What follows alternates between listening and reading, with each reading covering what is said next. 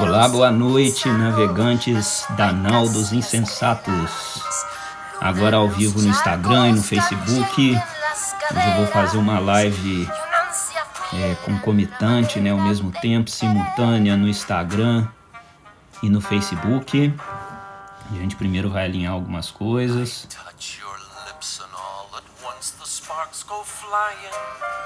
Those devil lips that know so well the art of lying. Though I see the danger still, the flame grows higher.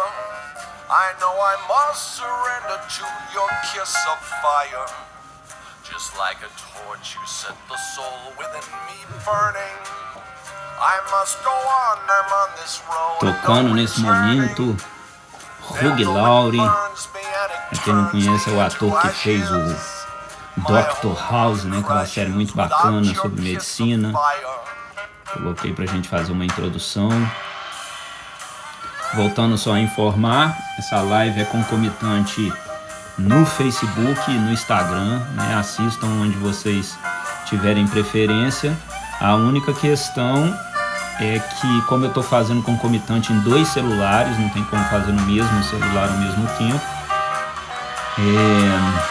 muitas vezes eu não vou estar olhando para você, Vai parecer que eu estou olhando para o lado, Eu não vou dar predileção a nenhuma rede social, tá?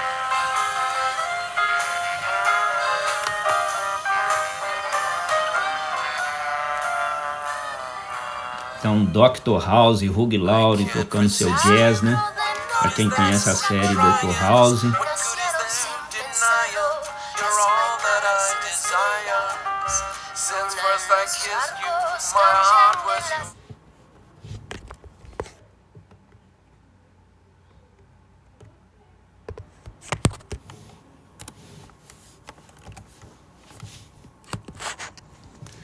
Então vamos começar, uma live muito parecida com essa, eu fiz há mais ou menos umas 3 semanas atrás.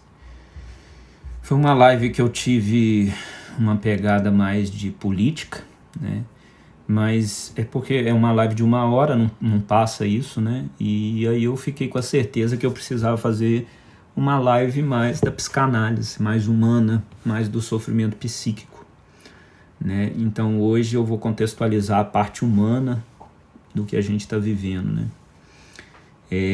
Mas antes de qualquer coisa, eu gostaria que você que estivesse aí presente e mesmo assistindo essa live depois, porque ela ficará salva no Instagram, no Facebook, no YouTube, que você pudesse curtir essa live para mim, comentar, para o Instagram e o Facebook verem que a gente está produzindo conteúdo de qualidade aqui, dividindo um pouquinho do meu pouquinho conhecimento que eu tenho aqui com vocês sobre psicanálise, como já dito, eu sou psicanalista, eu fiz parte, desde o ano passado do LATESFIP, que é o Laboratório de Filosofia, Ciências Sociais e Psicanálise da PUC.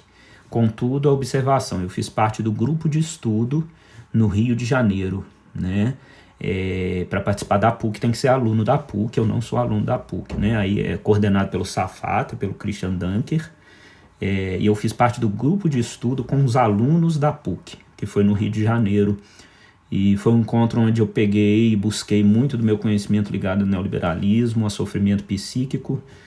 A clínica da psicanálise, ela sempre vai se resumir, o Freud vai falar sobre isso, em 2 campos. As pessoas buscam ajuda por 2 motivos. Um, pelo amor, e outro, pelo trabalho. A minha pesquisa e a minha clínica sempre se desenvolveram muito pelas questões do trabalho.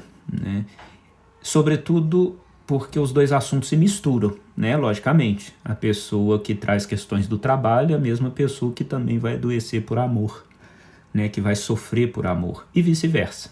A pessoa que chega por questões ligadas ao amor na clínica também vai trazer questões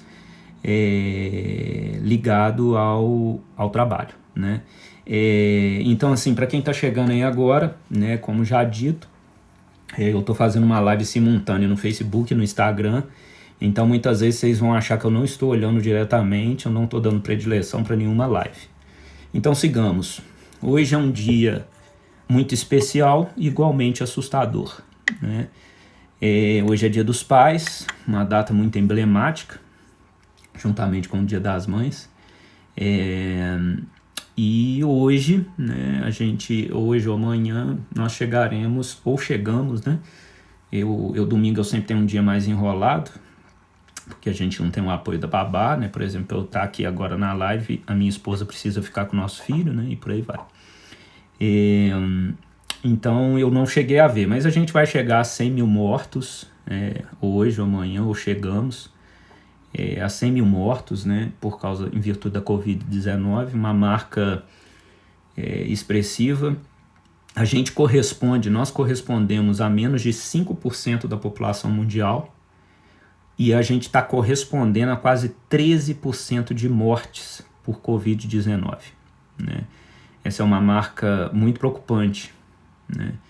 E antes de qualquer coisa, hoje, em virtude do Dia dos Pais, eu fiz uma postagem no meu Instagram e no meu Facebook sobre o Dia dos Pais, que eu vou ler para vocês, né? Eu quero deixar ela registrada na minha live, porque disparou de compartilhamento. Eu recebi mensagens de pais, de mães, de filhos a respeito dessa mensagem, e por isso mesmo eu resolvi ler essa mensagem aqui, né? Vou ler, tá, pessoal? Agora eu tô lendo, então eu vou desviar totalmente dos dois celulares, tá? Hoje é Dia dos Pais, né?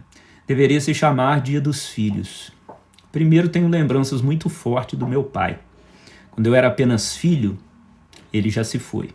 No mesmo ano que ele faleceu, me tornei pai. Uma melancólica e importante metáfora psicanalítica. Ser pai é deixar com nossos filhos algo da ordem do inominável. Importante dizer, boas e ruins. Da ordem do humano. Ser pai é errar demais. Contudo, mesmo no erro, vamos levando junto com os filhos a proteção para ele se tornar sujeito do desejo, da urgência de ser na falta, naquilo que movimenta. Pai que completa é pai furado. Certamente vai dar em furada. Pai é proteção, amor junto à mãe. Soltar as mãos e dizer, vai, estou aqui. Mas vai. Segue, constrói seu caminho. Mas vai. É deixar o filho se arriscar, tentar, seguir e saber que pode voltar. Ficar até um pouco receoso dele ir, mas deixar ir, tá? Essa renúncia é a melhor obra que um pai pode fazer por um filho. Meu pai teve dificuldades para deixar eu ir. Eu tive dificuldades para ir. Mas fui. No fim ele me deixou ir, mas fui com ele dentro de mim. Morreu. Seu corpo se esgotou, mas seus afetos circulam em mim. Fortes, vivos, bons e ruins. Nada mais humano. Por isso, para mim, o Dia dos Pais é Dia dos Filhos.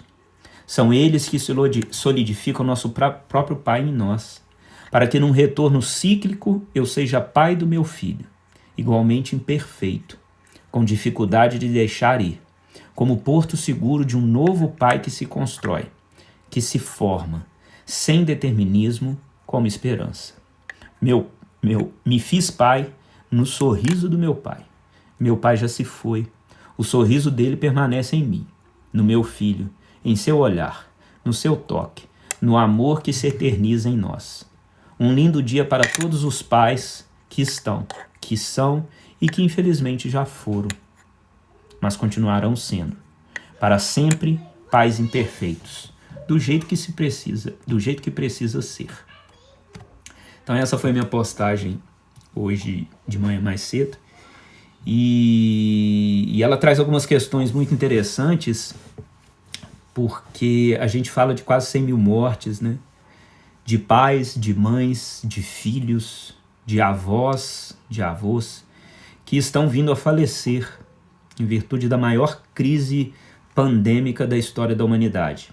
A gente já teve crises maiores, contudo, nenhuma trazia a complexidade que se tem nesse momento, que é qual? Nunca um mundo tão globalizado, de 7 bilhões de pessoas, a gente teve que enfrentar uma pandemia desse nível, né? A gente teve a peste negra, que foi na Idade Média, foi só na Europa, né? A gripe espanhola, ela se espalhou no mundo, mas era num mundo infinitamente menos populacional do que o atual e nunca num mundo tão globalizado, né? Certamente é o maior desafio da história da humanidade, esse período. A gente se depara aqui com uma metáfora que a Covid-19 talvez seja o nosso meteoro, né? Assim como os dinossauros que tiveram seu meteoro, no caso deles acabou com a história deles, né? Como diz os estudos, a arqueologia, a Covid-19 é o nosso meteoro. Ela vem trazer uma nova roupagem para o mundo.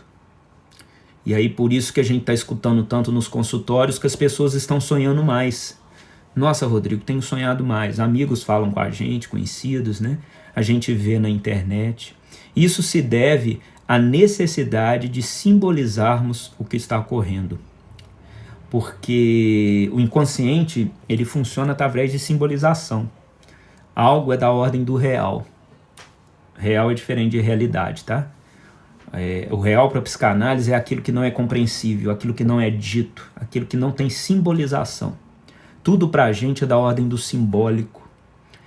Tudo para a gente precisa ser simbolizado. E o sonho é uma das formas da gente simbolizar. A outra é através do sofrimento. É através do sofrimento psíquico, né? Através das depressões, das ansiedades, né? Das síndromes, né? Como a medicina chama, a psicanálise não concorda tanto. Mas enfim, hoje a gente se depara com um Brasil polarizado politicamente, o que é muito preocupante, porque um país polarizado só interessa aos políticos, porque o país polarizado é o país da individualidade, e um país trabalhado na individualidade é um país que não se implica, é um povo que não se constrói, é um povo que não produz.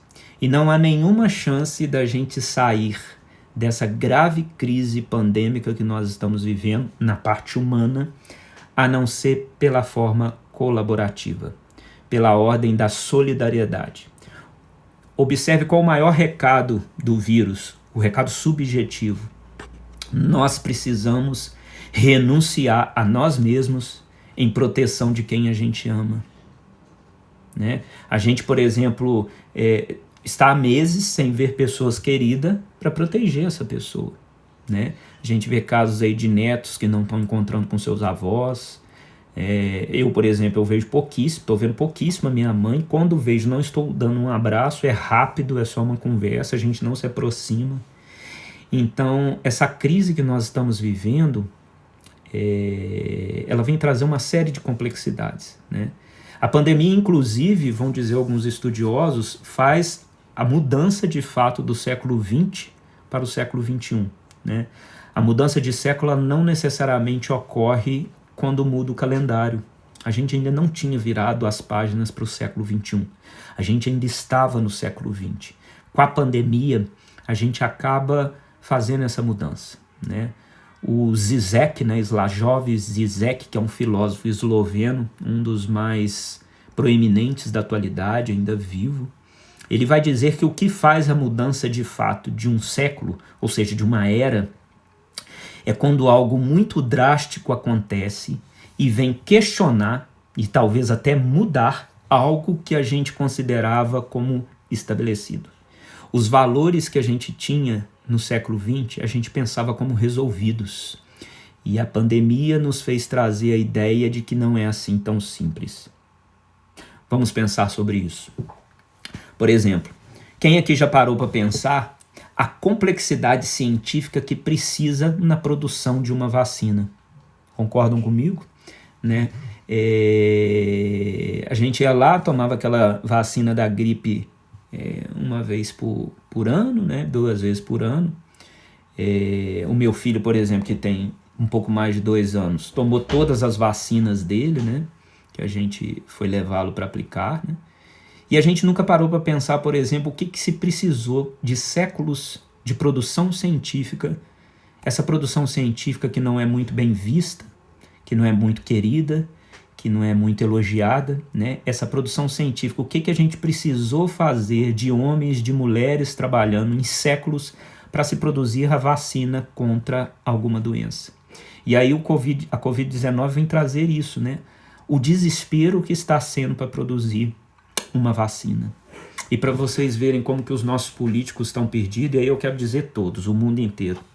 Um dos laboratórios que mais estão avançados na produção de uma vacina é um laboratório alemão, eu não vou lembrar o nome dele. O Trump ofereceu, né, o Donald Trump, presidente dos Estados Unidos, ofereceu algo da ordem de $1 bilhão para esse laboratório para fornecer vacina diretamente e primeiramente para os Estados Unidos. O laboratório rapidamente respondeu que não tinha a mínima chance disso acontecer, que eles produziriam vacina para a humanidade, para nenhum país, nem para a Alemanha, só, né? Eles produziriam para todos, né? E isso é muito interessante, né? Só um adendo, tô vendo o Julinho aí, que é um grande amigo meu, que eu não vejo há muitos anos, quero agradecer a todos os presentes, né? Todos queridos que estão aí, né? As pessoas que insistem em ouvir esse humilde estudioso aqui, né? Da consciência humana, da inconsciência humana, da psicanálise, muito obrigado, viu? Uma outra ideia muito interessante, a gente não pode deixar passar, cada época possui sua patologia, tá? A gente vive um mundo de depressões, de ansiedades, de transtornos fóbicos, de doenças do pânico, né? E mesmo assim, de maneira preocupante, a gente ama ser explorado, a gente gosta de trabalhar 12 horas por dia, a gente ama ter a nossa vida saudável, se é que podemos chamar assim, por um fio. Pensemos há 50 anos atrás, né? Como poderiam imaginar que a gente amaria trabalhar da forma que trabalha? Né, de uma maneira tão exploratória, de uma maneira tão sofrível. Ah, Rodrigo, por que você fala assim do trabalho? Porque é isso que está aparecendo na clínica, pessoal.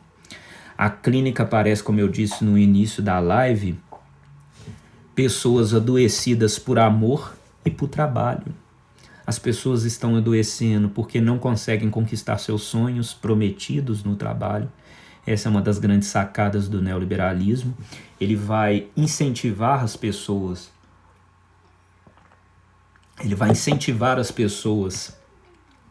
a sonharem, né? Porque o sonho é da ordem do impossível. Sonhar aqui que eu digo o verbo, não o onírico noturno, né? Sonhar como filosofia de vida. Então vai e acredite que você pode. Algumas vezes a gente consegue algumas coisas, mas de forma geral não estamos conseguindo e adoecemos por causa disso, porque nos frustramos, né? É realmente assim assustador, né?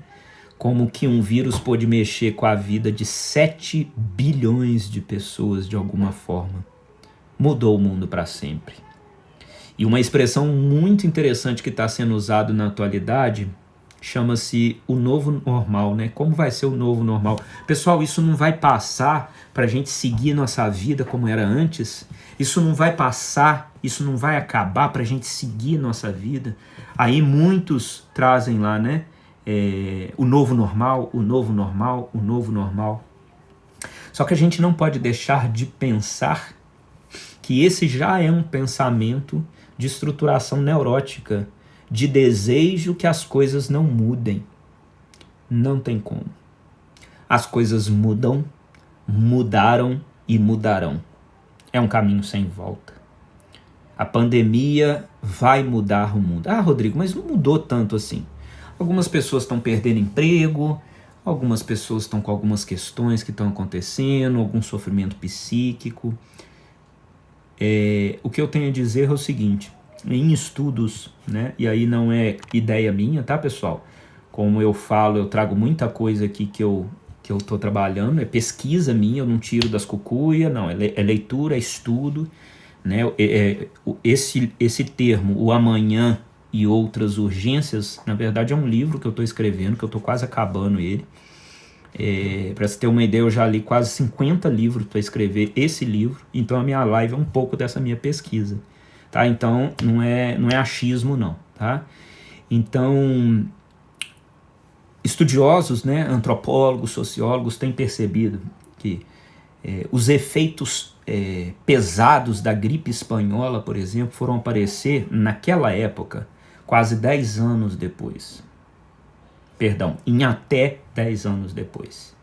Que a peste ela começou a trazer efeitos de mudanças em plena Idade Média, em quase 20 anos depois. Se a gente trazer essa ideia para os dias atuais, né, o que são os dias atuais?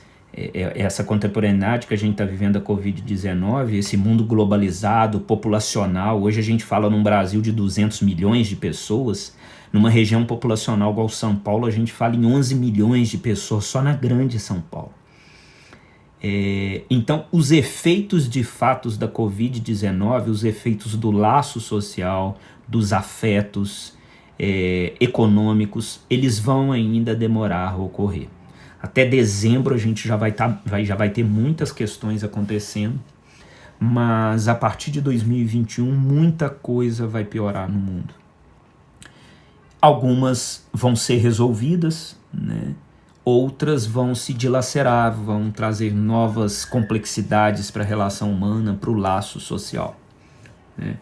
E o que acontece? A gente, por exemplo, vai ter uma grave crise na parte do emprego, principalmente em países como o Brasil, porque são muito desiguais. A grande massa populacional brasileira não tem uma boa educação, então, de forma geral, ela sabe fazer muito pouco em relação às suas profissões. Por exemplo, tudo indica que o mercado não vai continuar pagando, por exemplo, um trocador de ônibus, um assessorista de elevador, né? Mais no longo prazo, um carteiro, por exemplo, né? São profissões que tendem a acabar, né? A minha profissão, por exemplo, que não vai acabar, ela sofrerá mudanças drásticas, né? A nossa profissão já não consegue mais se pensar no atendimento sem o atendimento online. Não é possível isso mais, né? Esse é um caminho que não tem retorno, né?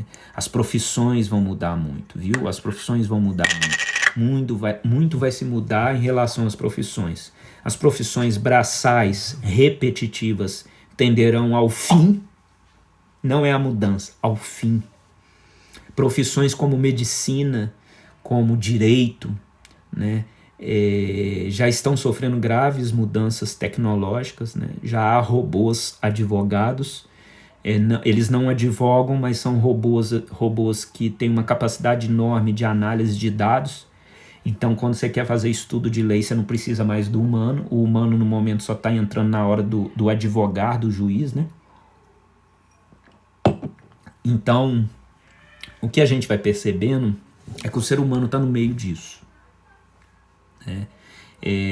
Porque a gente vive num planeta capitalista, neoliberal na sua maioria dos países, onde o dinheiro, o lucro e a materialidade são os senhores.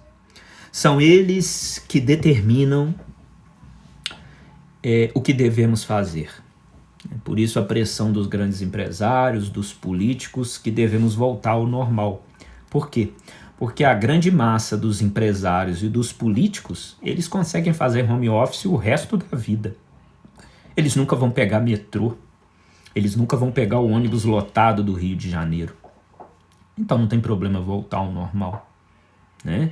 Os senhores do mundo, né, são o sistema financeiro, né, o sistema bancário, né? Pode ver, em plena crise de pandemia, os bancos Itaú, Bradesco, Santander, né, eles estão falando em faturamento na casa de bilhões, sem diminuição de juros, sem nenhuma facilidade para os seus clientes, seja eles qual perfil for.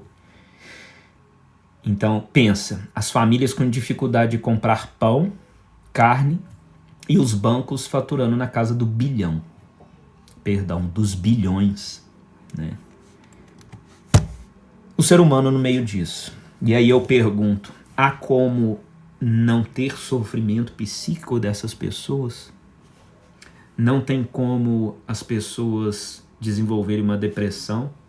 Lembrando que o coronavírus, ele não inventa doença, né? A situação que a gente está vivendo da pandemia não se constrói a doença, né? O sofrimento psíquico. Ele apenas aproveita o elo mais fraco, digamos assim, da nossa inconsciência. Então, se você já tinha uma tendência mais melancólica, né, mais triste, certamente, se você não tiver ali uma orientação profissional, uma ajuda,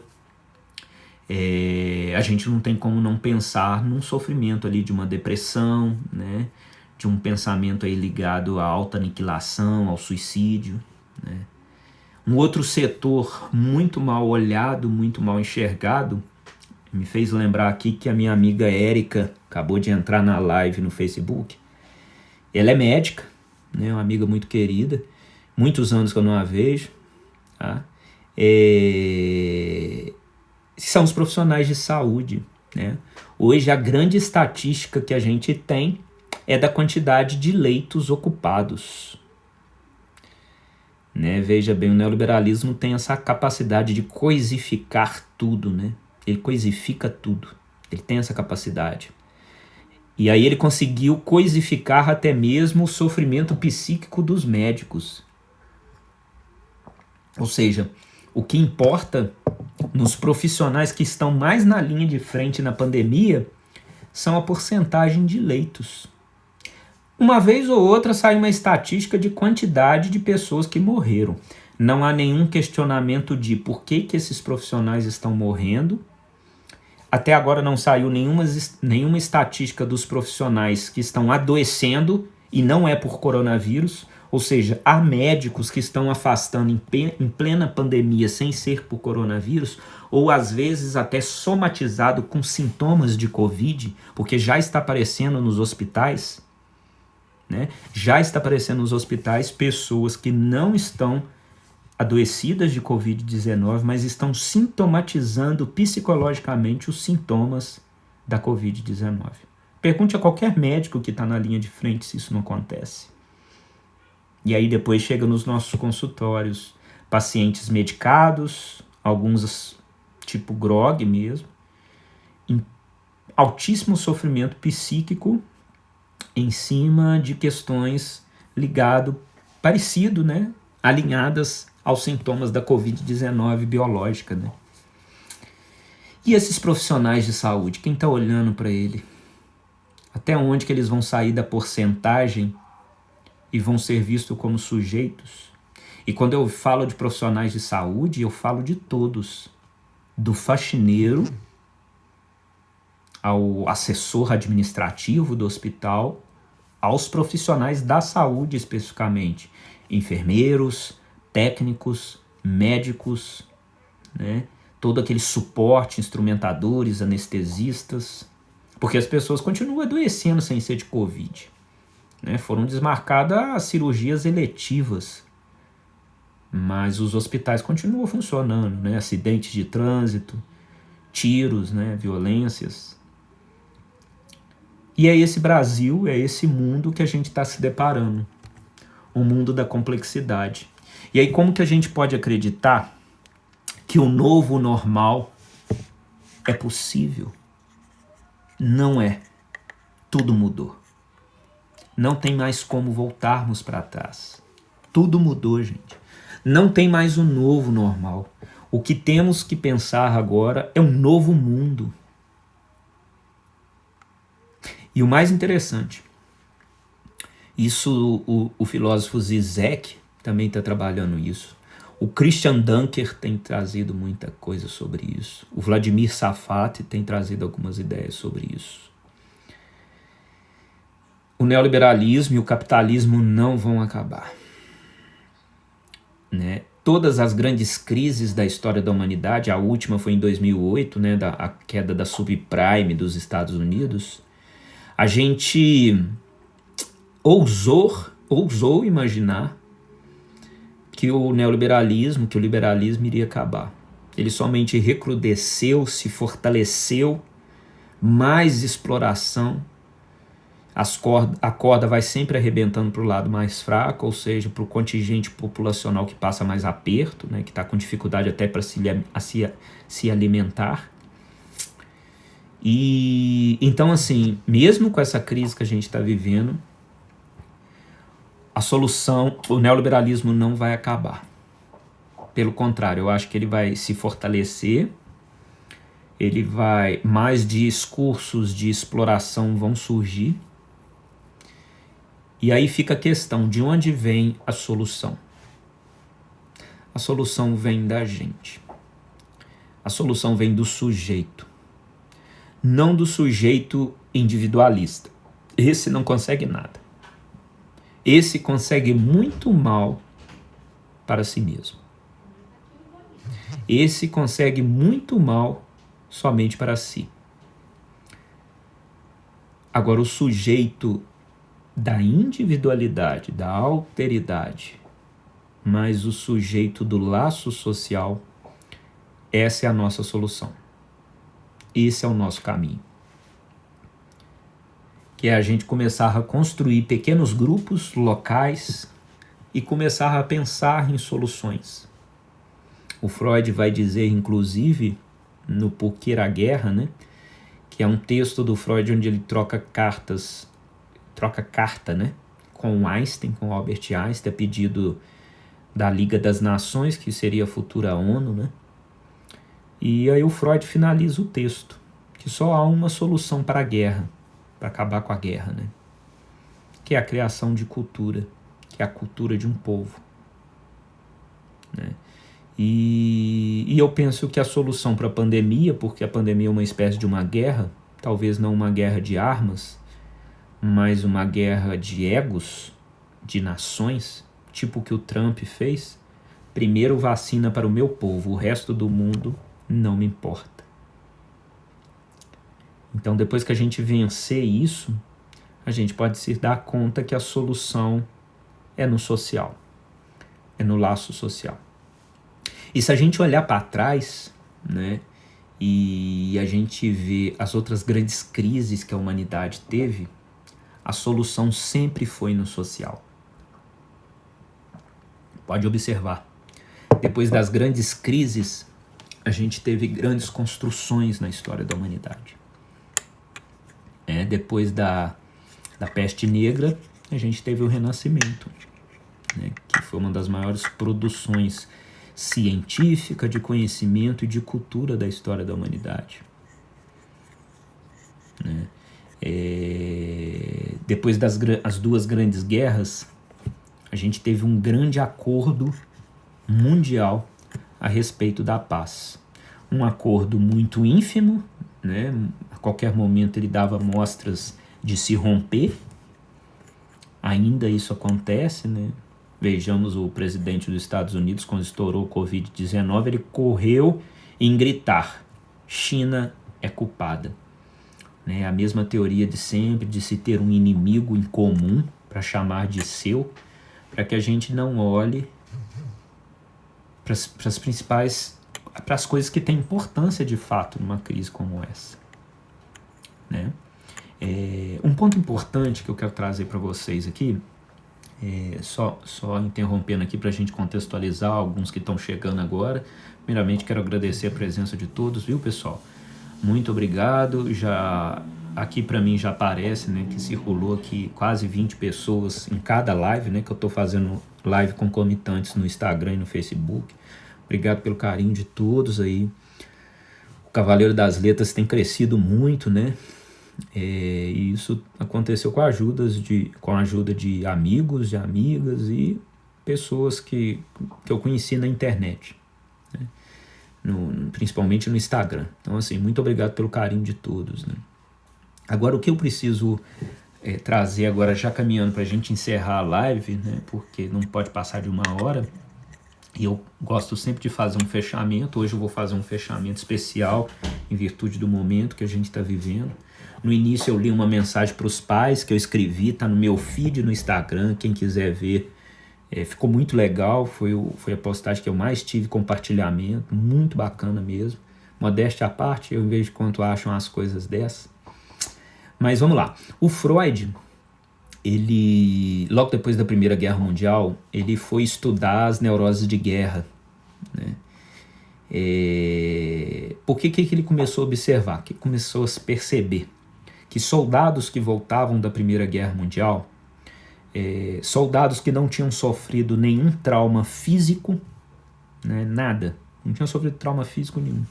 Esses soldados tinham muito mais dificuldade de seguir sua vida do que os soldados, por exemplo, que tinham pernas amputadas, braços amputados. E o Freud foi estudar isso. Por que disso, né?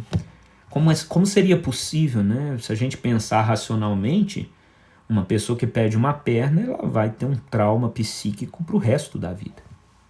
E o que o Freud começa a perceber é que, primeiramente, os soldados que perderam, que tiveram um trauma físico escrito no corpo, né? Um tiro, uma bala, passou por uma grande intervenção cirúrgica, ou até perder um membro mesmo, né? Esse soldado, na inscrição física do corpo, ele tinha a oportunidade de simbolizar toda aquela violência que ele viveu na guerra. Isso não significa que ele saía perfeito, mas ele saía infinitamente melhor do que os soldados que não passaram por esse trauma físico. Enquanto que os soldados que foram na guerra viram toda a violência que é possível se experimentar numa guerra, sobretudo na Primeira Guerra Mundial, que foi a primeira grande guerra de grandes armas, né, de armas de mais poder. Só quem barra isso depois é a Segunda Guerra Mundial. E o que se percebeu? Esses soldados voltavam com problemas atávicos ligados à marcha, eles não conseguiam mais andar direito. Alguns paralisavam seu corpo, né? Continuavam vivos, mas paralisavam o corpo inteiro, ficavam em estado vegetativo.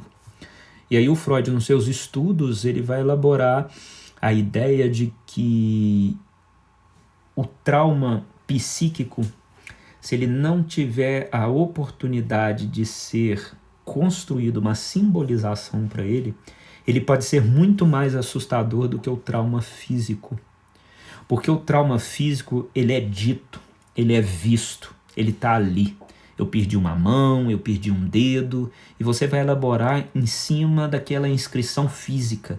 Está ali, dá para ver, né? Enquanto que o trauma psíquico, que não tem uma marca física, ele vira um trauma muito profundo, porque ele não tem uma simbolização da ordem do inconsciente. E aí vamos pensar para os dias de hoje. Com o que a gente está se deparando na atualidade? Com mais traumas físicos ou com mais traumas psíquicos? E aí a gente vai descobrir e vamos pensar que a Covid-19 está trazendo o sofrimento psíquico da ordem do indizível, do invisível, né? Por exemplo, uma situação que vai gerar grandes consequências para a história da humanidade é a questão do luto, tá? Do luto. O fato de muitos familiares, já está aparecendo nos consultórios, no meu ainda não, mas a gente conversa com amigos, né? Estuda, vê reportagens, né? De familiares que não estão podendo enterrar seus entes queridos que morreram pela Covid-19.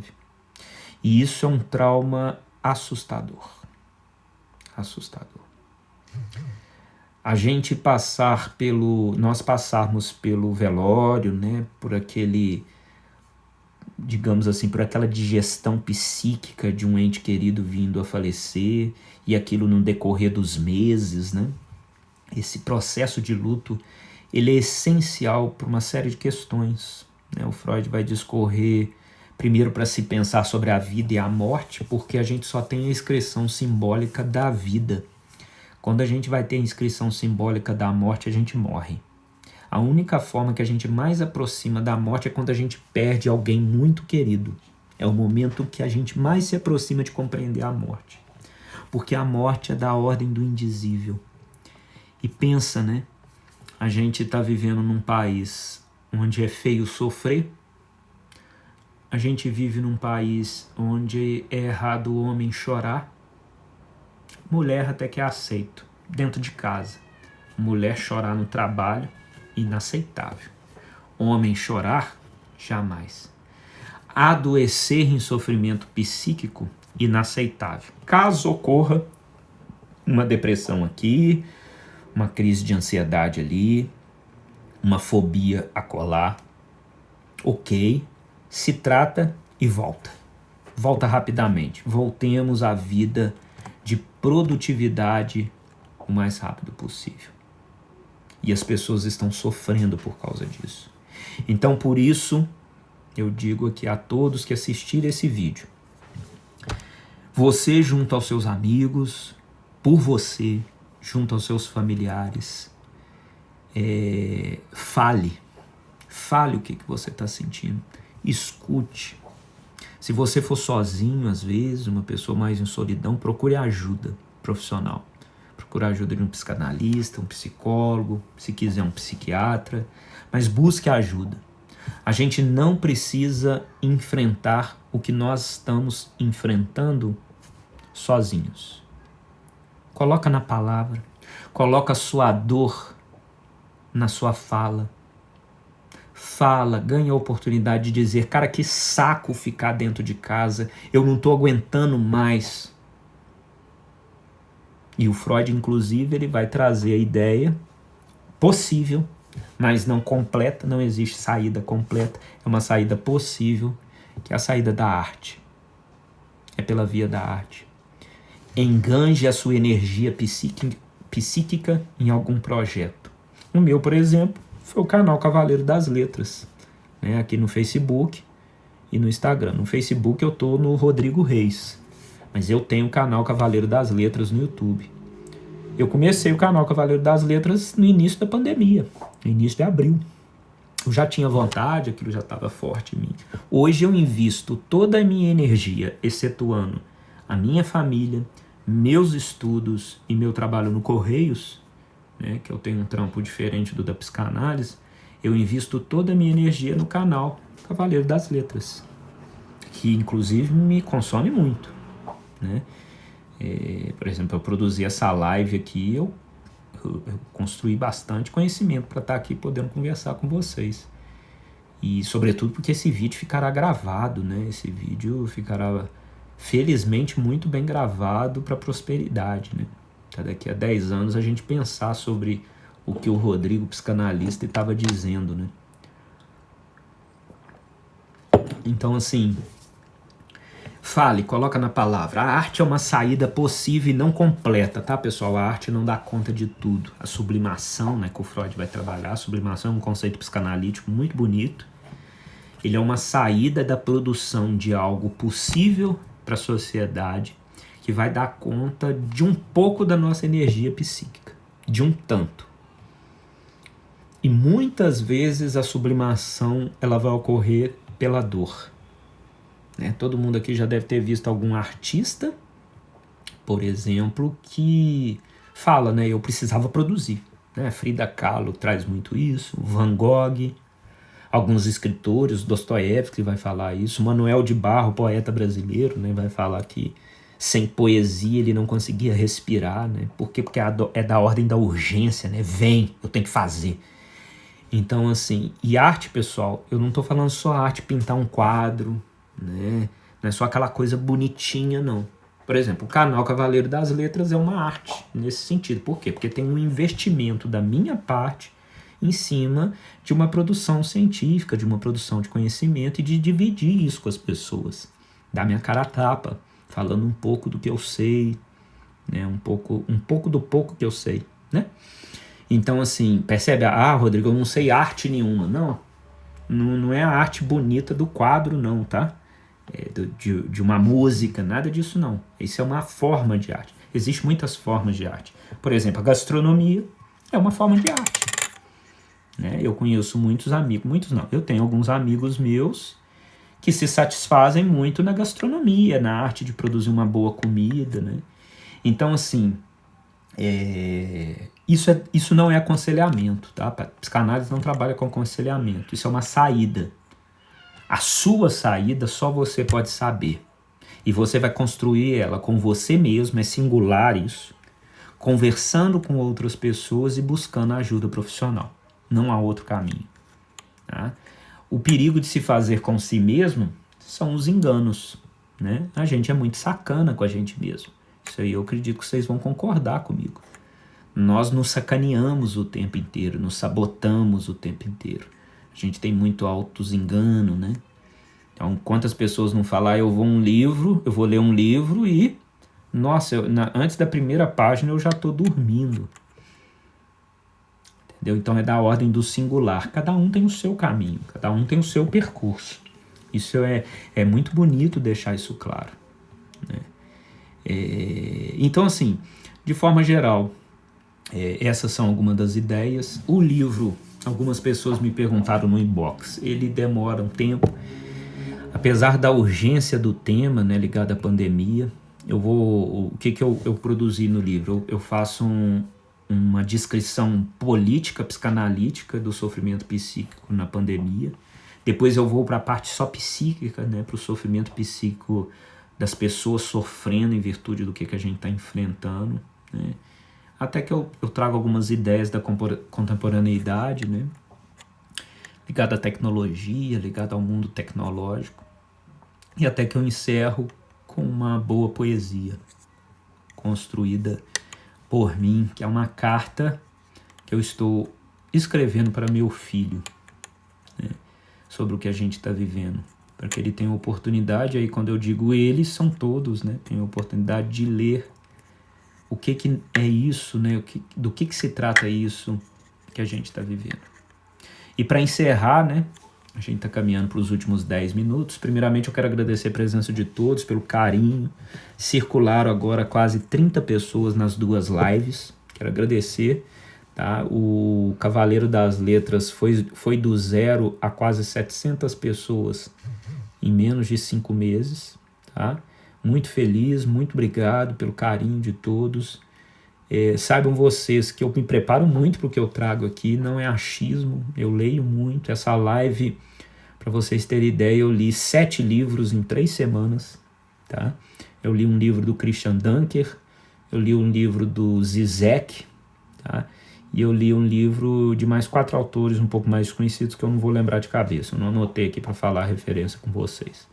Tá, mas assim, vi muitos vídeos no YouTube, eu devo ter visto uns 50 vídeos no YouTube, onde eu produzo muita coisa, vou pesquisando, aí eu busco outros conhecimentos, textos da internet. Então, assim, o Cavaleiro das Letras como um todo é algo da produção científica, né? Não é achismo, não. Aqui eu não estou dando opinião. Lógico que bate com o meu pensamento, mas assim, é produção científica, são pessoas que estão estudando, né? Espero que vocês possam reconhecer. E eu vou encerrar essa live. O Moraes Moreira, todo mundo conhece, o cantor, ele veio a falecer um tempo atrás. Se eu não me engano, não foi provado que ele morreu de coronavírus, né? Ele morreu, parece, com complicações ligadas ao coração. Só que antes dele morrer, quando estourou a pandemia, ele fez uma poesia, que eu vou lê-la para vocês, para a gente encerrar a live, tá? Eu vou ler e vou encerrar a live, tá? Então eu já me despeço de todos, agradeço o carinho. Então vamos lá. Quarentena. Eu temo o coronavírus e zelo por minha vida, mas tenho medo de tiros, também de bala perdida. A nossa fé é a vacina. O professor que me ensina será minha própria lida.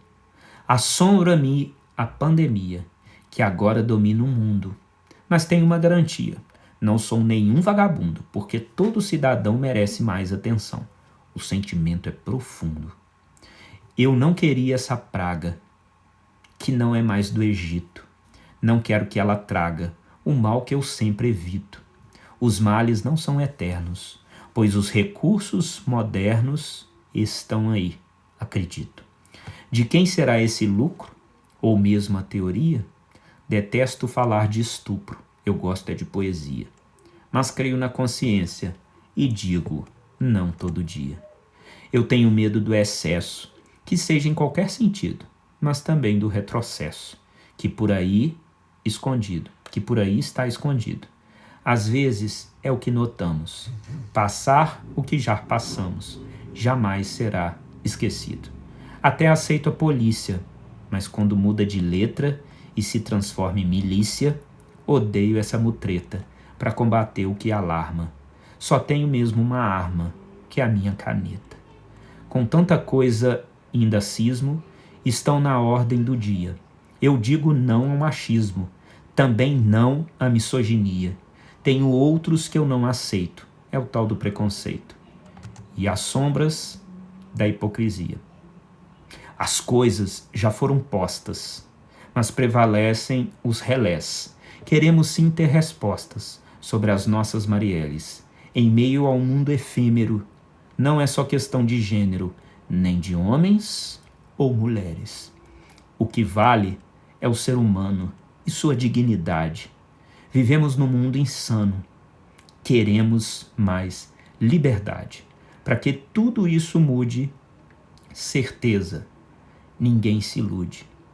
Não tem tempo, nem idade. Moraes Moreira. E vai aqui então a minha homenagem a todas as famílias que choram seus entes queridos que vieram a falecer no Brasil em virtude da pandemia. As pessoas que vieram a falecer, né, as pessoas que sofrem. Não enfrentem isso sozinhos. Busque ajuda. Seja de onde ela puder vir. Busque ajuda profissional, de um psicanalista. Busque ajuda na sua fé, de amigos, de familiares. Mas não enfrente isso sozinho, né? Não deixe a solidão vencer. E como disse o Moraes Moreira, busquemos a poesia. Busquemos o amor de rimar com vida. Um grande abraço a todos. Muito obrigado pelo carinho. Tchau, tchau.